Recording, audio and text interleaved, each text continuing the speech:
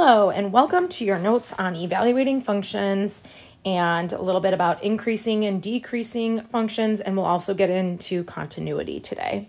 So the first thing that we're going to discuss is just what is a function, which we definitely touched on the last time we saw each other, but we're getting more into the function notation. So just a reminder that x is an independent variable. That is also called the input. So it's what we're plugging in to the function, and y is our dependent variable. So the value depends on what we plugged in for x. So whatever y is depends on what x is. So function notation, we've talked about this, y can always be replaced with this notation, which we read as f of x. So I don't want to hear anyone say f times x or fx. It is f of x. And what that literally means is that y is a function of x. In other words, a function with the variable x. Okay, so f of x.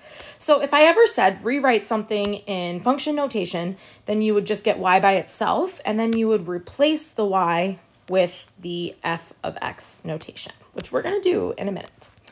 One of the things that you probably have seen before in terms of functions is evaluating a function. So there's different ways to evaluate functions. Today we're going to do it algebraically, which is this first example, and then we are also going to do it graphically. So starting with algebraically, this is giving us two functions. So it's not always f of x. Sometimes you'll have g of x or h of x. That's literally just the name of the function. And we have to use different letters to differentiate that they're different functions. So here's my f of x function, and here's my g of x. Anytime I see f of something, I'm going to plug into the one with the f. Anytime I see g of something, I'm going to plug in the one with g. So first example, f of 3. So what I'm going to do is take f of x, and I'm going to plug in 3 wherever there is an x. So f of 3 equals, the function's 2x minus 4, so 2 times 3 minus 4. 2 times 3 is 6. 6 minus 4 is 2. The answer is 2. So technically you could say f of 3 is 2. You don't have to do anything with this f of 3. This does not mean f times 3. It doesn't mean anything except for we're evaluating the function at x equals 3. G of 3. This time we're going to plug into the g function. So that's negative 2x squared. But we're replacing x with a 3 plus 6x. I'm plugging in the 3 minus 10. And I'm going to just plug that straight into a scientific calculator because I am not going to do all of that in my head. Notice that in my calculator right now, I am typing in the function with the 3 in the parentheses exactly as I wrote it out. This answer is negative 10. So that means g of 3 is negative 10. You could just write negative 10. So I don't need you to write this notation, but just for the sake of notes, I'm going to do that. So why don't you try number 3 on your own? You can check out the answer key online. I'm going to skip and try to kind of fly through this since it is a video. But you just do the same thing. Make sure with negatives that you're using parentheses when you plug in. If I ask you to plug in a letter, very simple. You're just replacing any x with this letter. So 2x minus 4 is the f function. So I'm just going to replace the x with the letter a here. So this answer is literally just 2a minus 4. Can't do anything with that. F of a is 2a minus 4. I'm going to skip 5. It's just kind of a tedious problem, but let's jump to 6. You can also plug in expressions all for x. So what this means, I'm actually going to write down the original function to really show. So if I'm doing f of x, the function is 2x minus 4. So if I'm doing f of 3x plus 1, what that literally means is I'm going to take this entire expression and I'm going to plug in that entire thing in for the original x. So it looks like this. 2 And then instead of x, I'm plugging in 3x plus 1. And then minus 4. So this minus 4 is still there. This 2 is still there. All that happened is I replaced the x with this 3x minus 1. And now I'm just going to, do the algebra, which means I'm going to distribute the 2, combine like terms, and there you have it. The reason why the problem before this was tedious is because we would do the same thing. We would plug in the y minus 3 for this x in the g function, but that would involve FOIL because we're squaring something, distributing, and it's just a tedious problem. But hopefully you understand the idea just based on that example from number 6. We're going to move on to rewriting into function notation. Number 7 is a quick and easy example. It also says then find f of 5. So function notation is that once y is by itself, you replace the y with f of x. So this in function notation would be f of x equals 3x minus 4. And then it wants me to find f of 5. So I'm going to replace the x with 5 in the little equation. So that's 15 minus 4, or you could plug it into your calculator. So f of 5 is 11. And so if I'm doing number 8, then you have to get y by itself. So I'm moving that 6x over to the other side, and I'm going to divide everything by 3. I'm sorry, by negative 3. So that's going to be negative 6 divided by negative 3, positive 2x minus 4. And then I replace the y with f of x. So here is my function notation, and f of 5. 2 times 5 is 10, minus 4 is 6.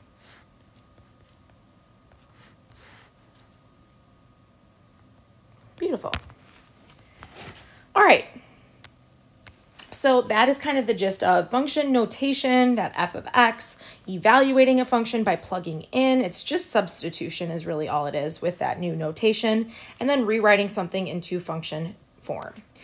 Now we're going to move on to looking back at graphs, and we're going to be finding domain and range again. We learned that last time, but we're also going to talk about where is the graph increasing, decreasing, constant, and we're going to learn how to evaluate a function on a graph.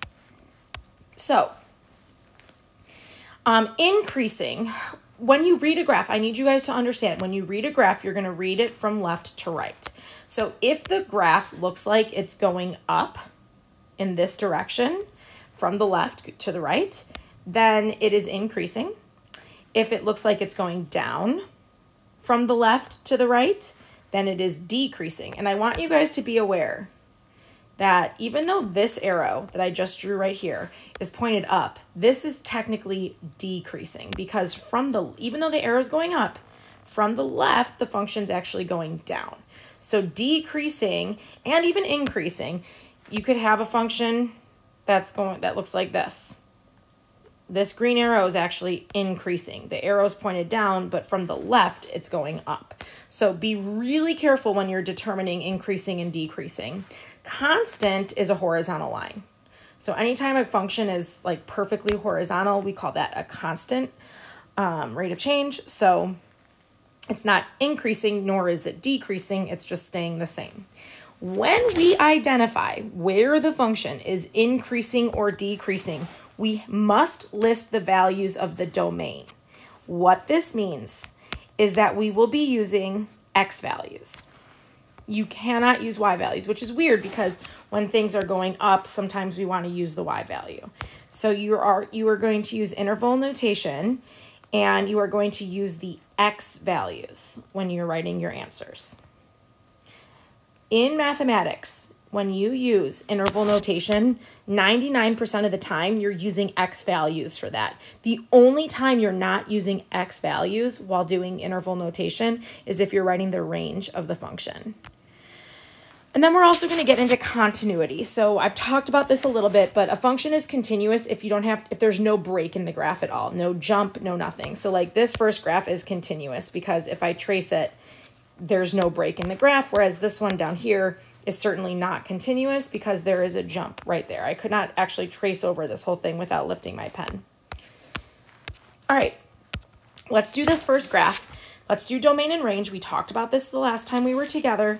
This has an arrow on the left, and it looks like it's leveling off. It's not. These numbers are still going to trend in this direction, and an arrow on the right. These numbers are still going to trend in this direction. So it's also continuous, so therefore my domain is negative infinity to infinity. My range is bottoms up. This does have a bottom right here at -4, okay? And then it does, these arrows are going up, so it goes up forever, which means the range is -4 to infinity. That's the only time we're going to use y values. Where is the function increasing, decreasing, and constant? Well, right away, it's not constant. It's not horizontal at any point, but it is increasing and decreasing. So if you guys look at this highlighter, I hope you would agree, even though the arrow is pointing up, the highlighter is moving down. That's because from the left, the function is decreasing. And then when it hits this minimum point, it switches, and all of a sudden, it's now increasing because that green is going up. So where is it decreasing? Well, it's decreasing from the left arrow to here. And this value where it switches, we have to look at what's that x value. That x value is 2. So the left arrow for domain is negative infinity, okay? Even though it's pointed up, we're talking about left to right. So this left arrow indicates negative infinity. This is decreasing. And it switches at 2. Now at 2, it switches to increasing. Parentheses and brackets can be interchangeable when we are talking about increasing and decreasing. There's actually a debate about it. Like, do we do brackets? Do we do parentheses? At a singular point, a graph isn't increasing nor is it decreasing. So what do we use?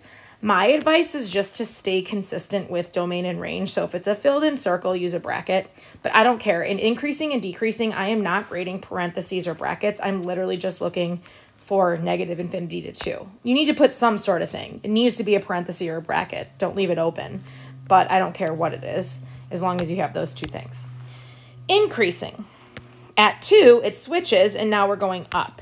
And this right arrow indicates positive infinity. So we're increasing also starting at 2 where it switched to positive infinity. Okay. So it's a little bit weird. We'll continue working on that, but then evaluating a function. So evaluating a function, keep in mind, anytime you have a number inside of the parentheses in function notation, that is your x value. So basically this is saying at x equals -4, what does y equal? Okay, or not -4. I don't know why I said that. When x equals 4, what is y?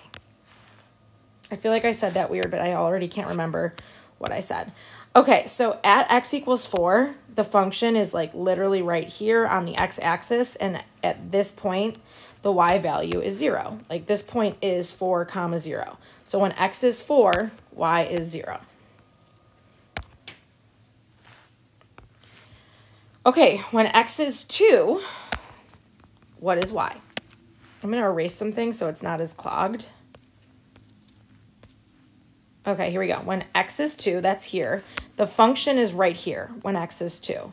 So the point is literally 2, -4. So when x is 2, the y value is -4. That's the answer. We're just looking for the y value. This one's backwards though. This is saying when y is -4, what is x? So when y is -4, that's here. The x value is 2. And where is this discontinuous? It is continuous everywhere. So it's not discontinuous. Okay, let's do another example because it's kind of a lot to wrap our heads around. So let's take a look at this one. This is discontinuous.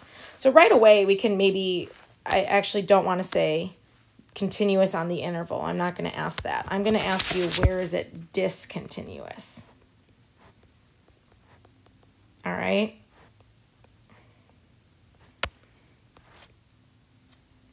This is discontinuous. A discontinuity is where there's like a jump or some sort of break in the graph. So this is happening right here. And if I said, where is that happening? You would tell me the x value in which it's happening, which is at x equals 0. So we are discontinuous at x equals 0.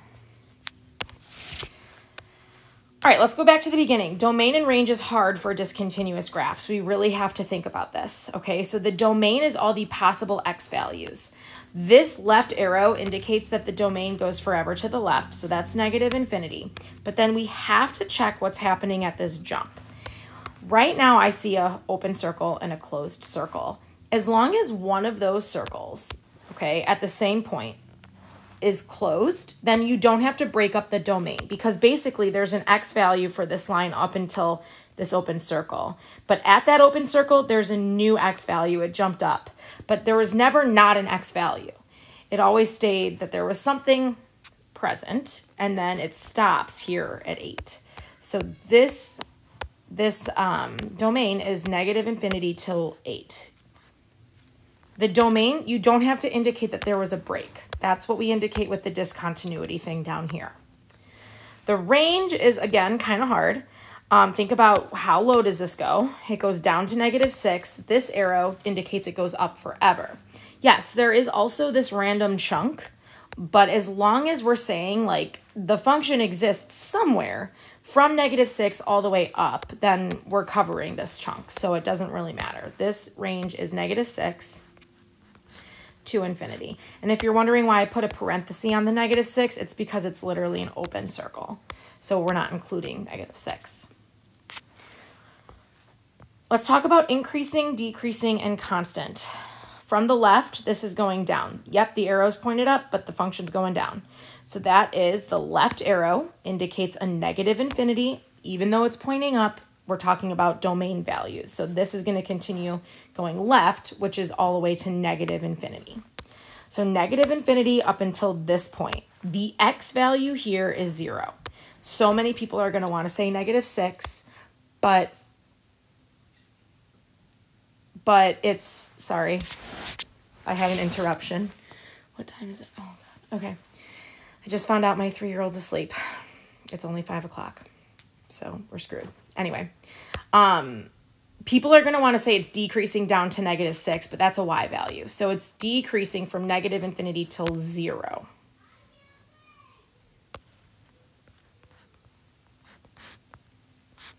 All right, if you want to use an open circle on that because it's an open circle, that's fine. Or you can do a bracket. It doesn't matter for increasing and decreasing. This right here is a flat line that is constant. That is happening from x equals 0 to x equals 4. You can use brackets or parentheses, does not matter. I use brackets since they're filled in circles. Again, does not matter. We are slightly increasing here from 4 to 8. Again, we're using x values. So from x equals 4 to x equals 8, the function is going up in some way.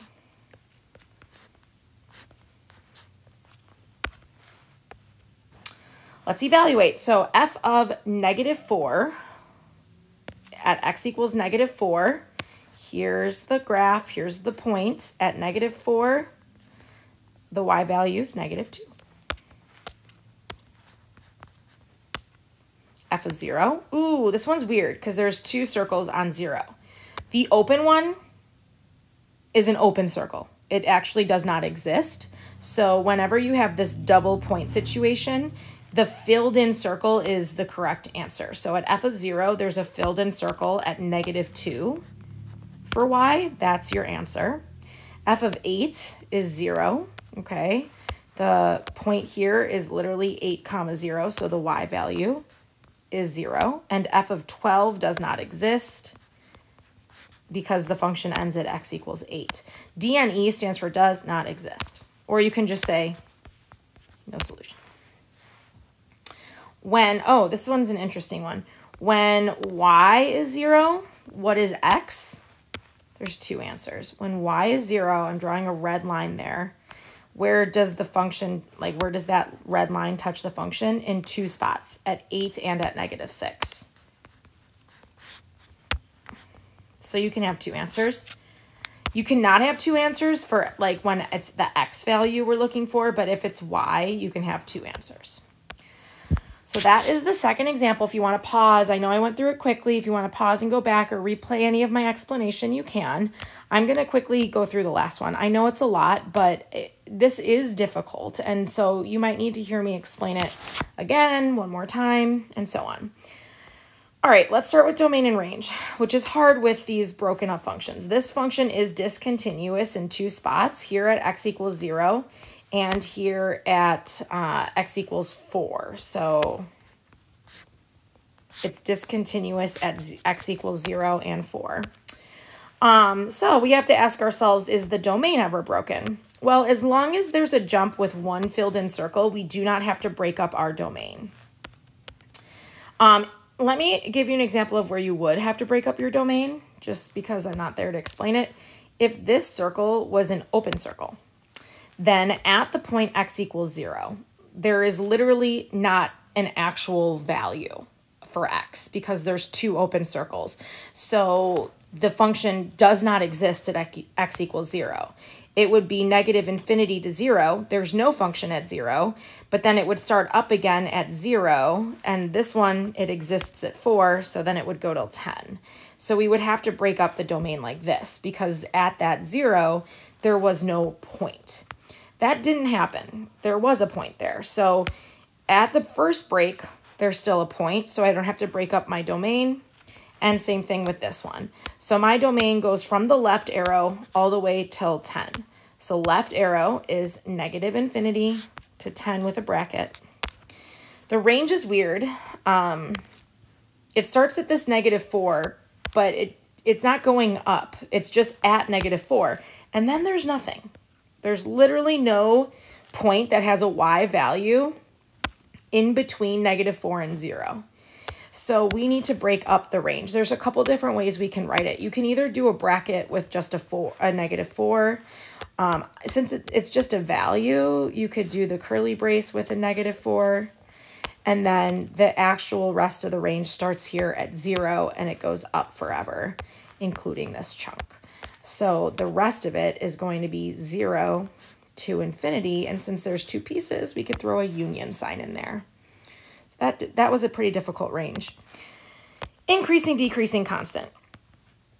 From the left, we're decreasing from the left arrow. The left arrow is negative infinity. Doesn't matter if it's pointed up till this x value, which is 0. So we are decreasing from negative infinity to 0. Feel free to use a bracket or a parenthesis on the 0. We are then constant from x equals 0 to x equals 4. I used parentheses this time because of the open circles. Again, I'm just staying consistent with open closed, but I'm never going to grade parentheses or brackets on increasing, decreasing, constant. And then the last one, we are increasing in this chunk, which is from x equals 4 to x equals 10. So we are increasing from 4 to 10.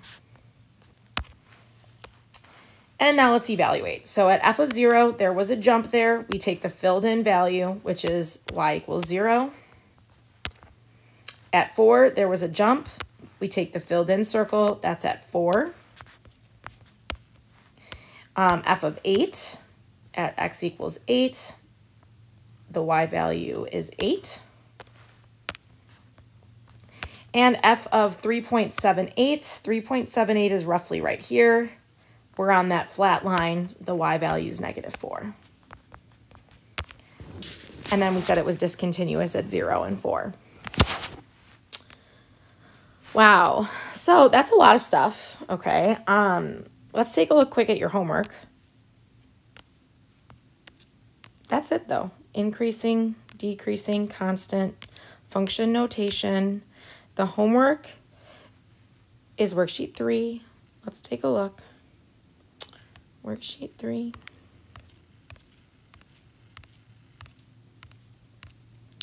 So 7, 8 is nowhere to be found, but 7 and 9 are going to be difficult, okay? Just the domain and range of it all is going to be pretty difficult.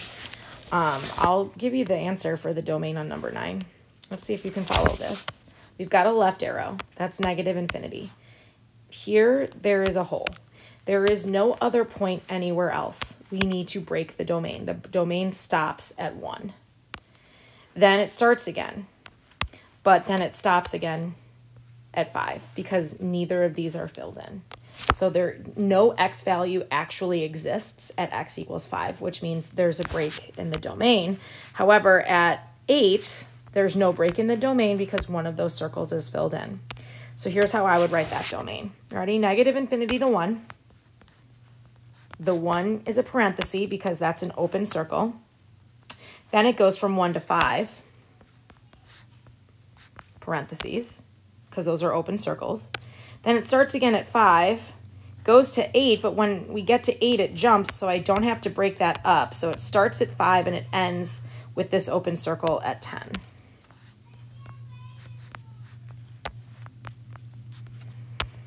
Union, union. That's tough. This one is going to be tough too. Give it a shot. Give it a shot. And I'll talk about the range when I see you guys next. So some of these are going to be hard, definitely compared to the notes. But give it a try. You don't have to do letter F, because I'm never going to ask you where is it continuous. I'm only going to say find where it's discontinuous. Okay, so worksheet 3, give it a shot. Some of it's going to be a little hard, but you can do it. And I'll see you tomorrow.